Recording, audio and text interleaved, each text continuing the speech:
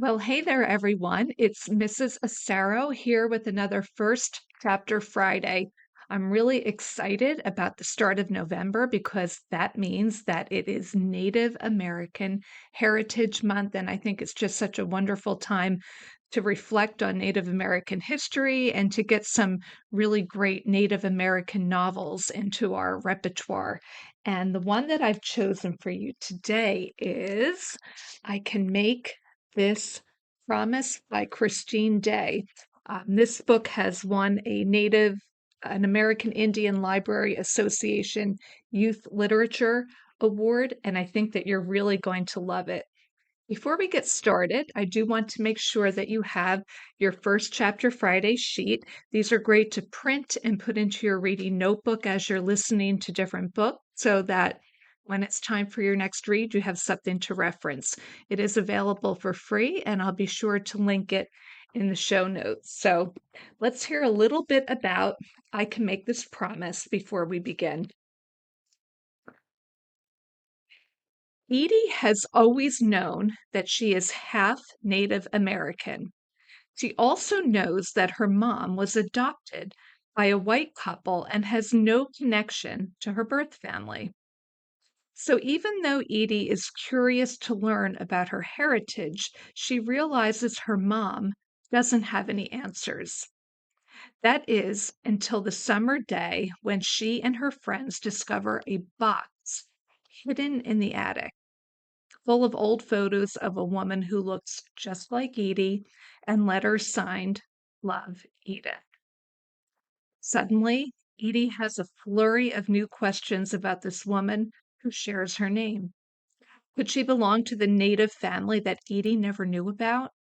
But if her mom and dad have kept this secret from her all her life, how can she trust them to tell her the truth now?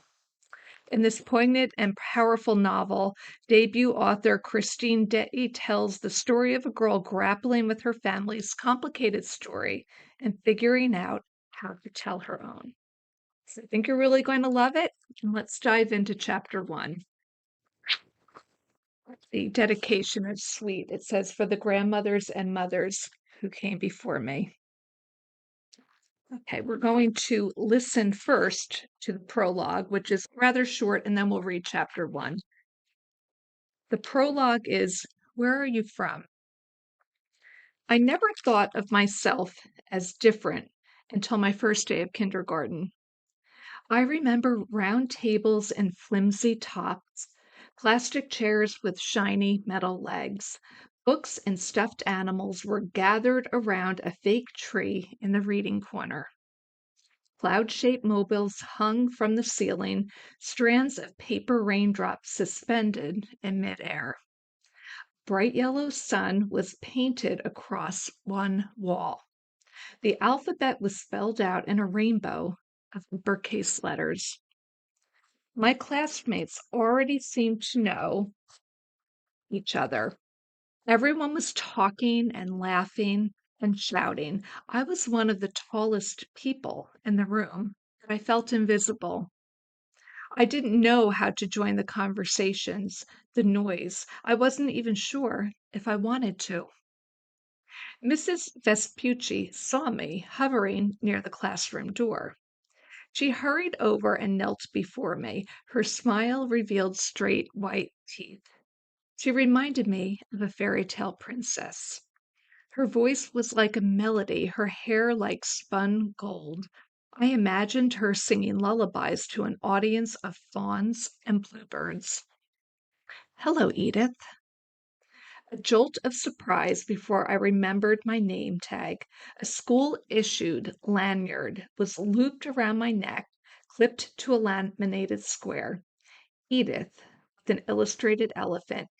E for elephant. E for me. Wow.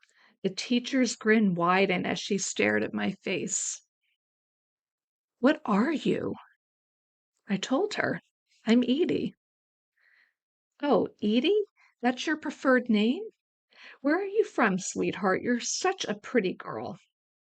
"I live in Seattle." "Yes, that's true, but where are you originally from?" Seattle?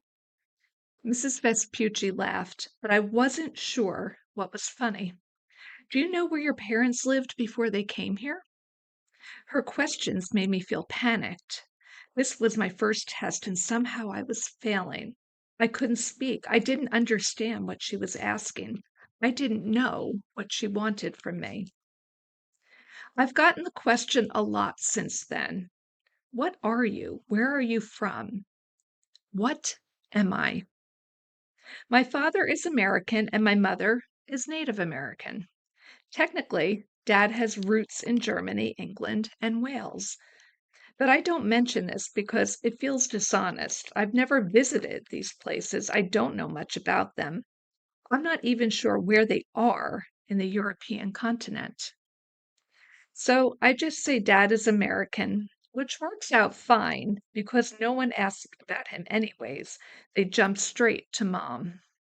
They want to know what it means to be Native American. They ask me what tribe I'm from. They ask if I know what buffalo tastes like. They ask about my spiritual beliefs. They ask about the percentages and ratios of my blood. My answer remains the same. I don't really know. My mom was adopted. Okay, chapter 1 is called The Big Bang, and it says, you'll see here, July 4th, no year. Fireworks are banned in my neighborhood. There are too many trees, too many houses. So this year, for the 4th of July, my parents are taking me to the Tulalip Reservation about 20 miles north of the city. They sell all kinds of fireworks and they have a huge field where you can set them off. This place is crowded and colorful and chaotic. It's amazing. My parents lead the way to the booths. There's a food truck parked beside the big gravel lot selling authentic Mexican tacos. The smell of cooked seasoned meat fills the air, mixing with the peppery gunpowder from all the fireworks.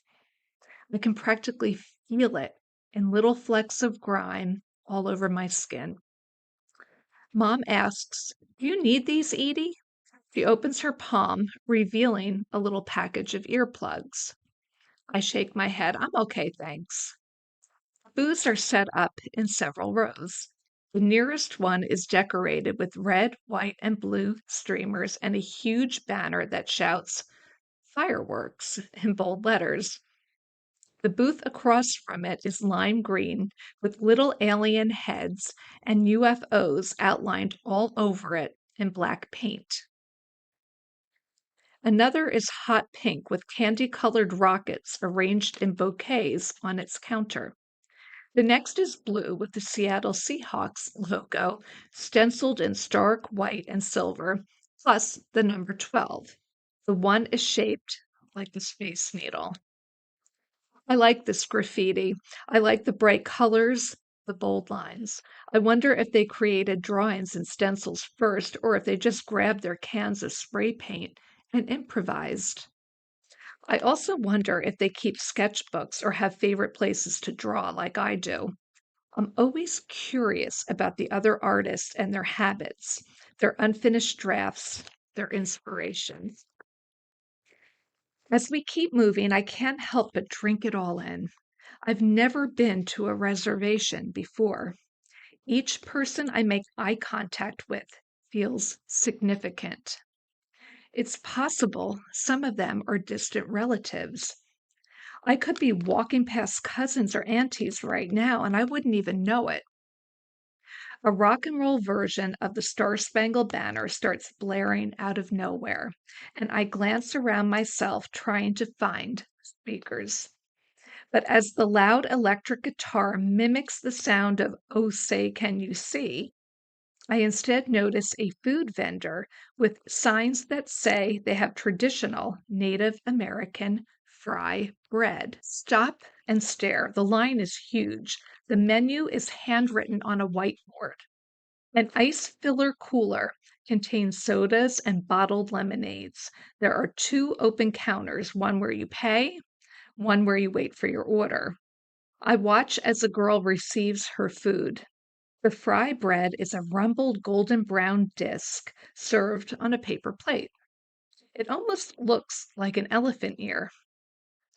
As the guitar transitions to a choppy, "What so proudly we hailed," something knocks into the back of my legs. I stumble and turn around.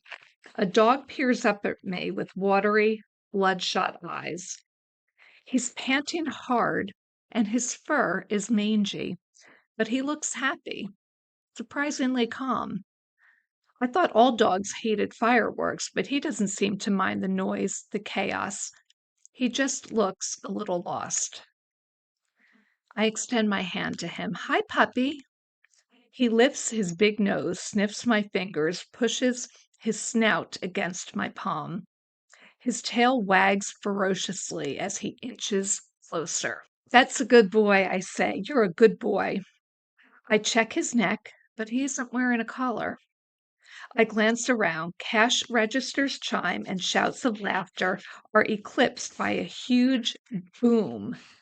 Shoes crunch across the gravel. A group of men walk by in mismatched basketball jerseys. A teenager adjusts her sunglasses. Her colorful beaded bracelets slide down her brown forearm. A guy with two long dark braids is wearing a Batman tank top. A toddler is mid meltdown, hands clamped over her ears, face crumbled as she cries out. "Poor thing," I mutter. I stroke the dog's head, distracted. "Where's your owner?" The rock and roll version of the Star Spangled Banner is no longer recognizable. The guitar riffs have dissolved into wails. It doesn't sound like "Or the Ramparts We Watched." It doesn't sound like anything, just crashing notes and frantic energy. I turn in the other direction, and an older woman catches my gaze and holds it. She's seated on a stool at the edge of the crowd. Her t-shirt bears the message, "Find our missing girls." Huh, I wonder what that's about. "Edie?" Mom's voice cuts in through the blaring guitar and blasting fireworks. "What are you doing?" She places her hand on my shoulder and gently steers me away. "Honey, you can't pet random dogs like that. It's not safe. Look at how big he is. He might hurt you." Dad's behind her. "Your mother's right. I know he's cute, but you need to be careful." "But he's alone," I say. "Shouldn't we help him find his way home?" "Someone will come along for him," Mom says, and I can barely hear her as the guitar screeches. "Don't worry." She tugs me away, but I look back. The dog sits in the middle of the walkway. His ears perk up, and his tongue lolls out of the corner of his mouth as he watches me leave. Okay, just showing at the bottom of the page, there's a little bit of a break indicating a change in scene. We stop at a booth called the Big Bang. The words are spelled out in swollen graffiti font. The letters are big and puffy and white, and they remind me of squished marshmallows. A brown-skinned teenager stands behind the counter. He's wearing a white tank top, and he has a little barbell pierced through his eyebrow. He grins as if he's genuinely happy to see us. "Afternoon, folks." He flicks his chin up in greeting. "How's it going?" Dad nods in response. "We're doing well, thank you." A short silence follows as we look around his booth. Top shelf holds the biggest boxes, encased in glossy wrappers. Their labels alternate between sounding patriotic and menacing. Rocket's Red Glare, American Outlaw, Rolling Thunder, Sabotage. The lower shelves contain smaller boxes and open trays of fireworks. "Where are you guys from?" he asks. "We live in Seattle," Mom answers. "Ah," he nods, understanding. "That urban life. You like it out there?"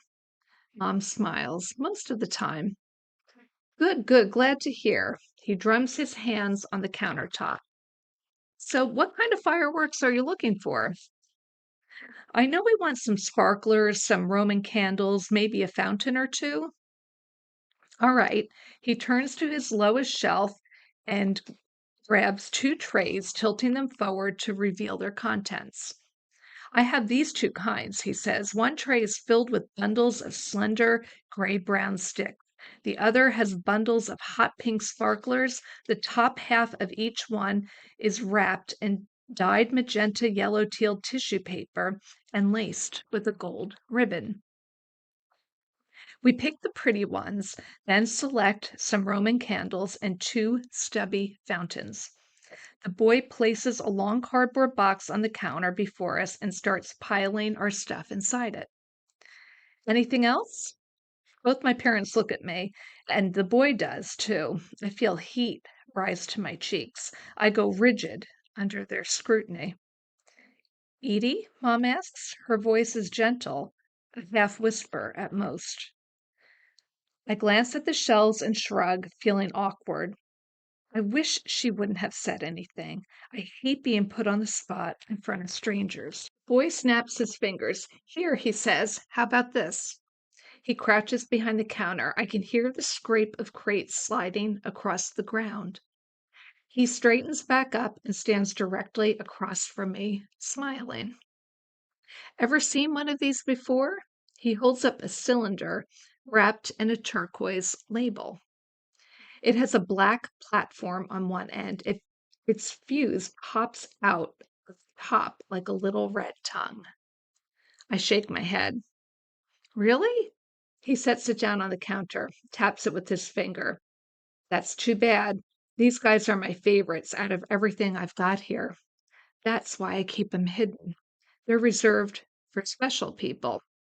He winks, and now I'm certain my face is all red and splotchy. What is it? I mumble, hoping he'll stop looking at me. He slides the firework across the counter. A gift, he says. A surprise. I inspect the wrapper, hesitating. Go on, he urges. Take it. I accept the firework and hold it close against my chest. Thank you, Mom says, her voice brimming with gratitude. She retrieves her wallet from the depths of her purse. How much do I owe you? $24.50. Dad hoists the box in his arms and frowns. That's a bit low, isn't it? It's all good. The boy inclines his head toward me. Little Sisters is on the house. My parents protest. They want to pay him the full amount, but he waves their offer away. He says, Don't worry about it.